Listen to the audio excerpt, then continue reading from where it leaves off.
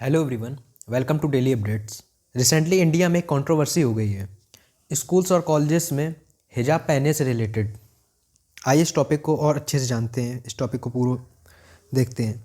28 दिसंबर 2021 को कुछ मुस्लिम गर्ल्स ने कॉलेज एडमिन से पूछा कि क्या वो हिजाब पहन के आ सकती हैं, तो उन्होंने बोला कि आप ड्रेस कोड को वायलेट नहीं कर सकती हैं। इसके लिए आप कुछ भी पहन के आइए, लेकिन ड्रेस कोड को वायलेट आप नहीं कर सकती हैं।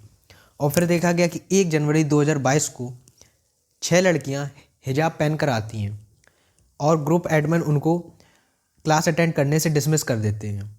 और ये बोला जाता है कि उन्होंने ड्रेस कोड को वायलेट किया, इसीलिए उनको क्लास नहीं अटेंड करना है।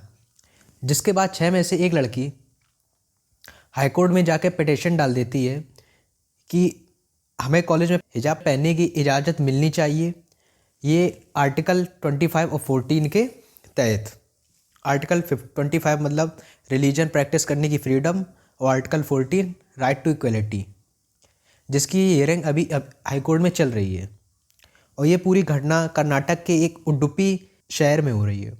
अभी एक कंट्रोवर्सी धीमे धीमे 5 एजुकेशन इंस्टीट्यूट्स में फैल चुकी है, जिनमें से 3 गवर्नमेंट कॉलेज हैं और 2 प्राइवेट कॉलेज हैं। इससे गवर्नमेंट भी बहुत परेशान है और करंटली कर्नाटका में बीजेपी की सरकार है मेजोरिटी में। इसलिए गवर्नमेंट ने एक मीटिंग बुलाई जिसमें स्टूडेंट्स के पेरेंट्स, स्टूडेंट्स और कॉलेज अथॉरिटीज़ और कुछ गवर्नमेंट ऑफिशियल्स थे। उन्होंने इस टॉपिक की बात किया, लेकिन कुछ निष्कर्ष नहीं निकला। जिसके बाद कर्नाटक का गवर्नमेंट ने एक कमेटी सेटअप की, ये हिजाब का जो ये मैटर है पूरा इसको सॉल्व करने के लिए ये सेटअप की। और उन्होंने ये भी बोला उनसे कि आप जब तक ये कमेटी है ये सॉल्व कर रही है तब तक आप स्कूल को अटेंड कीजिए। लेकिन स्टूडेंट्स ने बोला कि वो अभी अटेंड नहीं करेंगे, जब तक अटेंड करेंगे तो हिजाब पहन के ही अटेंड करेंगे। जिसके बाद से देखा जा रहा है कि ये कंट्रोवर्सी धीमे धीमे बहुत तेज़ी से फैल रही है। और उडुपी के कॉलेज ने स्टूडेंट से बोला कि आप अभी नहीं आ रहे हैं तो ऑनलाइन क्लासेस अटेंड कर लीजिए, तो स्टूडेंट्स ने उसको भी एग्री नहीं किया।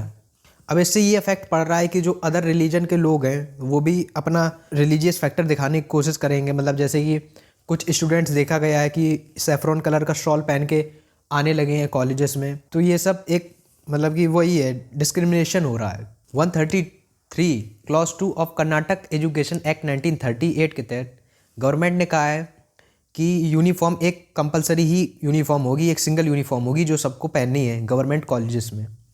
और जो प्राइवेट स्कूल्स और एडमिनिस्ट्रेशंस हैं, प्राइवेट स्कूल और कॉलेजेस हैं, वो अपनी मनपसंद यूनिफॉर्म चूज़ कर सकते हैं अपने मन से, और ऐसी जिसमें कोई डिस्क्रिमिनेशन ना हो। और जहाँ तक ये देखा जा रहा है कि ये सही भी बात है कि अलग सिख कोई कम्युनिटी हुई तो क्या पहन के आएगी, तो और जैसे हिंदू अले शॉल पहन के आने लगे, वो हिजाब पहन के, तो एक रिलीजियस फैक्टर आ जाएगा इसमें, सब रिलीजन को डालेंगे और डिस्क्रिमिनेशन होगा। यूनिफॉर्म इसीलिए बनाई गई है। और अब इसमें ये मैटर धीमे धीमे इंटरनेशनलाइज भी हो रहा है। तो आप इस बारे में क्या सोचते हैं, कमेंट्स में लिख के बताइए। Thanks for watching. 1983